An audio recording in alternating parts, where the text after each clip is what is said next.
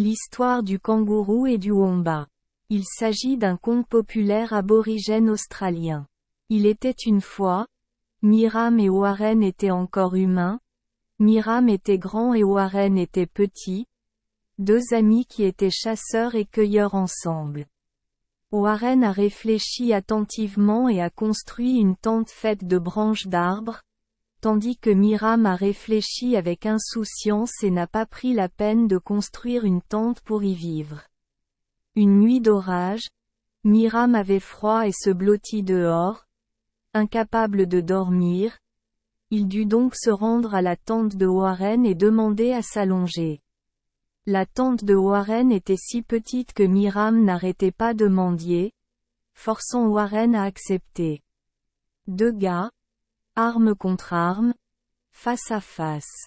Par une nuit froide, nous avons partagé une couverture, mais malheureusement nous ne sommes pas devenus des âmes sœurs parce que Warren était trop serré et ne pouvait pas dormir. Furieux, Warren expulsa Miram de la tente.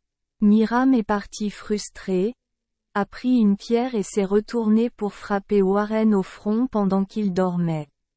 Warren n'est pas mort, mais son front a été complètement écrasé. Miram a crié, « C'est un châtiment pour votre égoïsme. Désormais, vous et vos descendants porterez partout le front aplati. » Peu de temps après, alors que Miram se rassemblait, Warren lança secrètement une lance dans les fesses de Miram, si profondément que Miram ne put la retirer. Warren s'est exclamé joyeusement. À partir de maintenant, vous et vos descendants porterez une lance derrière vos fesses et serez sans abri pour toujours. Ainsi, peu à peu, Warren s'est transformé en un wombat au front plat, et Miram s'est transformé en un kangourou avec une longue queue, sautant dans les champs. Merci les enfants des Esperluette Croisillon 39.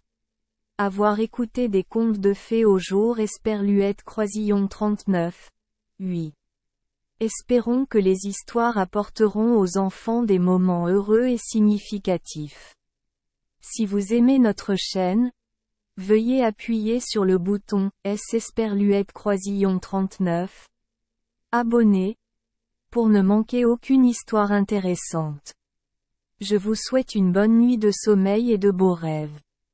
Rendez-vous dans la prochaine histoire.